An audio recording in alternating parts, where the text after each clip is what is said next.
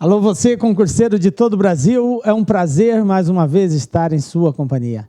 Seja bem-vindo a este site de sucesso, este site que tem preparado por todo o território brasileiro campeões e campeãs, que é o LAC Concurso. Sou o professor Jefferson Fiel, professor de raciocínio lógico, e na aula de hoje nós vamos dar continuidade ao nosso curso de raciocínio lógico. Então, uma observação aqui, para você que ainda não assistiu o módulo 1 do nosso curso, a nossa primeira aula, que é a introdução, a base do curso de raciocínio lógico, a recomendação é, dê uma pausa no vídeo, assista a primeira aula, o primeiro módulo, e aí na sequência você acompanha essa segunda aulinha, ok? Então vem comigo aí, galera, vamos dar início à nossa aula, hoje falando sobre a tabela verdade, tá? Além da tabela verdade, nós vamos falar sobre os conectivos, ok? Vamos dar a definição da tabela verdade, vamos falar sobre os conectivos, mais precisamente dos conectivos e, ou. E finalizaremos com uma bateria de exercícios aí, para fixar aí os conceitos que nós vamos dar durante essa aula, ok? Então vamos lá, galera, inicialmente falando então de tabela verdade. O que é a tabela verdade? Isso aqui é muito comentado no meio da lógica. Quando você conversa com qualquer pessoa falando sobre raciocínio lógico, a primeira coisa que as pessoas falam, você sabe a tabela verdade? Aquilo lá é um esquema legal que a gente tem que saber, senão a gente não consegue resolver os exercícios. E de fato é verdade. Nós vamos entender o porquê disso e o que é essa tabela verdade. Para que serve a tabela verdade? Ela serve para quê? Para determinar o valor lógico, tá, de uma proposição composta, considerando os valores lógicos das proposições simples conhecidas.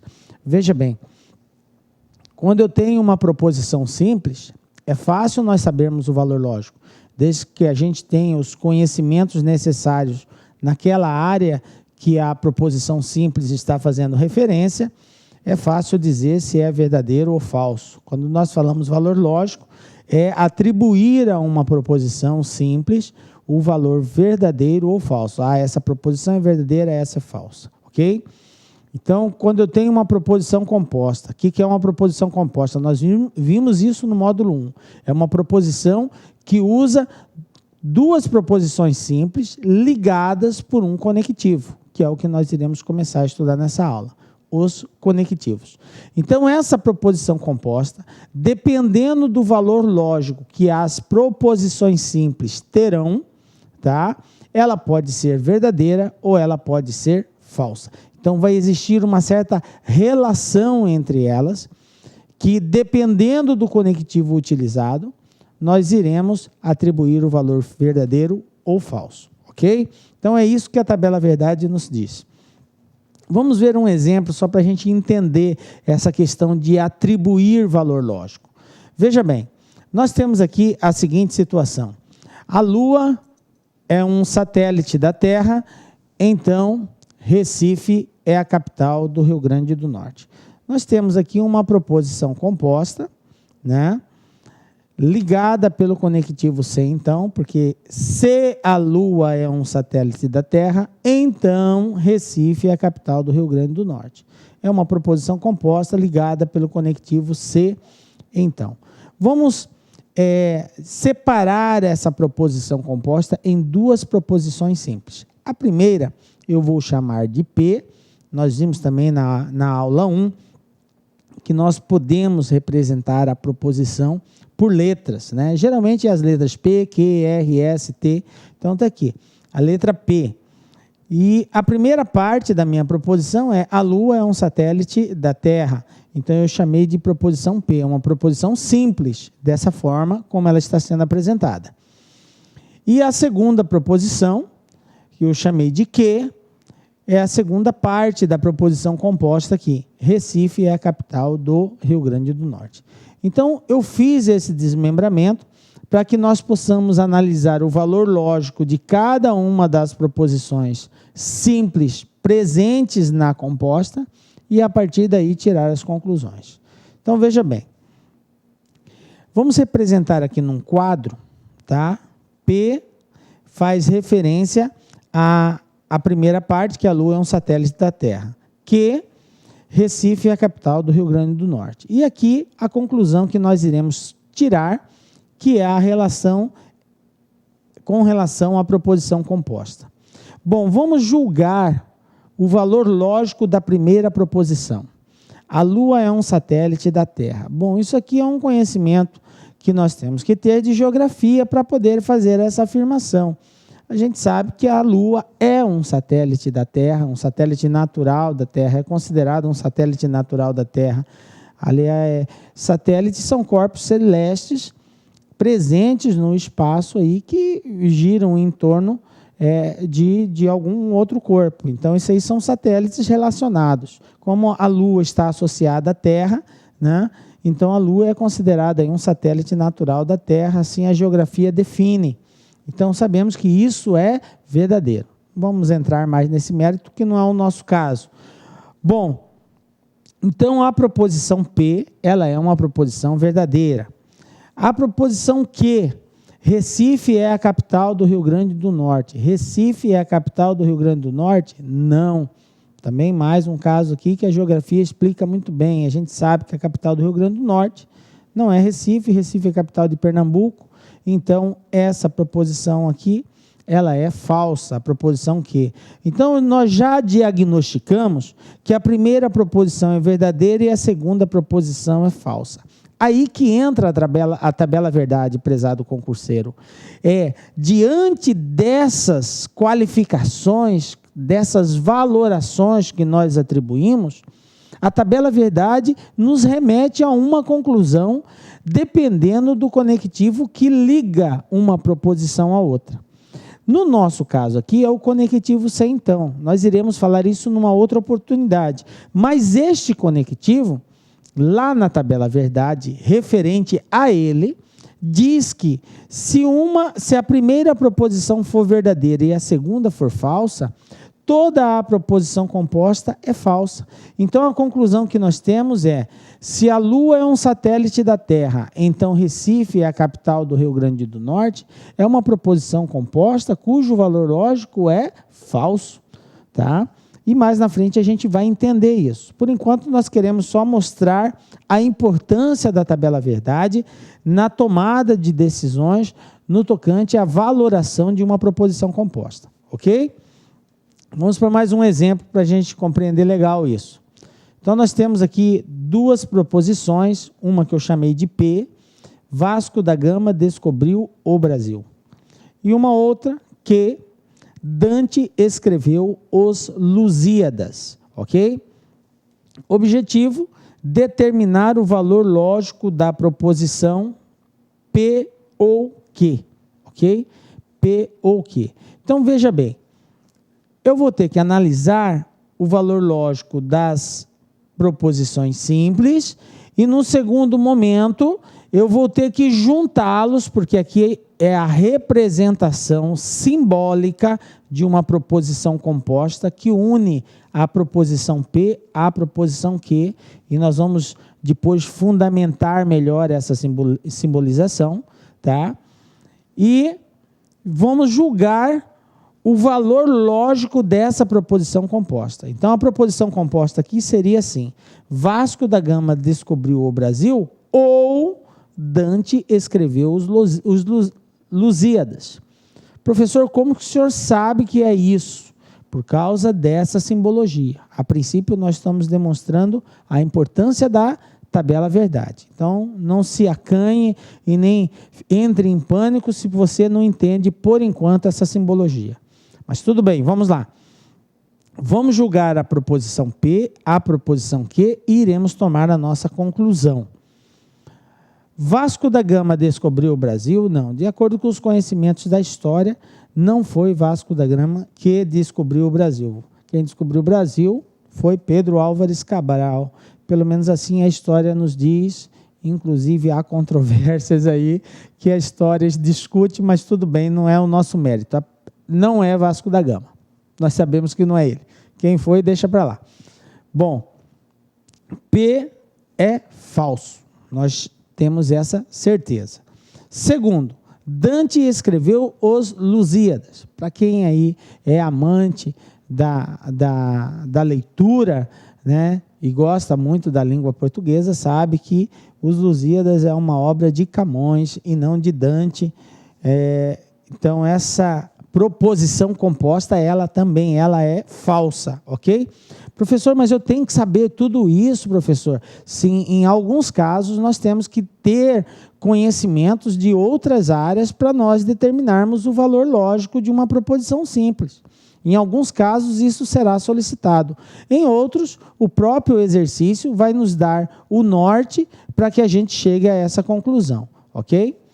Bom, então nós, de acordo com os conhecimentos nós já sabemos que tanto a proposição P quanto a proposição Q, ela é falsa. Aí veja bem, o fato delas serem falsas não implica necessariamente que a proposição composta será falsa. É aí que entra a tabela verdade e que causa uma confusão imensa na cabeça da galera aí, ok? Então nós temos que compreender que dependendo do conectivo utilizado, mesmo as proposições sendo falsas, as simples, a proposição composta pode ser considerada verdadeira, sim. Muito embora não é o nosso caso aqui agora, ok? Por quê? Porque o conectivo de ligação é o conectivo OU. E aí nós vamos ver daqui a pouco que esse conectivo OU, que é representado por uma letrinha V, tá? Esse conectivo, quando as duas proposições simples forem falsas, ele faz com que a proposição composta também seja falsa. Ele remete a proposição composta a uma valoração falsa. É o único caso, inclusive, quando as duas são falsas. Então, veja bem, como nós diagnosticamos que tanto a primeira quanto a segunda são falsas, a conclusão que nós vamos ter é que a proposição composta será falsa, ok? Então, esse momento inicial é para você entender a importância de você compreender a tabela verdade e o quanto ela nos auxilia na determinação do valor lógico de uma proposição composta. Agora, veja bem, prezado concurseiro, para que a gente consiga ter êxito nessas analogias, e vocês vão ver depois nos exercícios de fixação que, de fato, isso são necessários, nós precisamos compreender bem todos os conectivos e quais são as suas representações simbólicas. Por quê? Porque os testes, as bancas, elas podem trabalhar usando a palavra do conectivo, e, ou, se, então, ou pode apresentar na forma de símbolos. Então, nós precisamos saber essa associação. E nós demos um toque inicial no módulo 1. Vamos só revisar aqui, mostrar para os senhores quais são esses conectivos e qual a simbologia, porque nós vamos precisar utilizá-los com uma certa frequência na aula de hoje. Então, veja bem, só para nós ajudar na memorização, nós temos, dentre os conectivos, o primeiro, a conjunção. A conjunção é o conectivo E, a letrinha E, tá? E o símbolo que representa é o chapeuzinho, é o circunflexo lá, né, utilizado na língua portuguesa. Então, o E é representado por esse símbolo aqui, o chapeuzinho. Então, quando nós virmos aquele símbolo, nós temos que associar que ele faz referência ao conectivo E. Outro, a disjunção inclusiva. A disjunção inclusiva é representada pela palavra ou, é o conectivo ou. Como que ele é representado? Ele é representado pela letra V. Agora, o contrário do chapeuzinho, é o V. Quando aparece o V, indica que está sendo utilizado o conectivo ou. Então, repito, pode aparecer na forma de palavra ou na forma de símbolo. Depois, a disjunção exclusiva. O que é a disjunção exclusiva? A palavra que faz essa referência é o ou. Vai aparecer duas vezes a palavra ou na proposição composta, uma no início e outra no meio. Essa disjunção também pode ser representada simbolicamente, utilizando a letra V com um detalhe. É colocado uma barra, como se escrevesse sublinhado a letra V. Um traço embaixo do V. Então, o V sozinho é ou. O V com um traço embaixo quer dizer ou, conectivo ou. O outro, negação.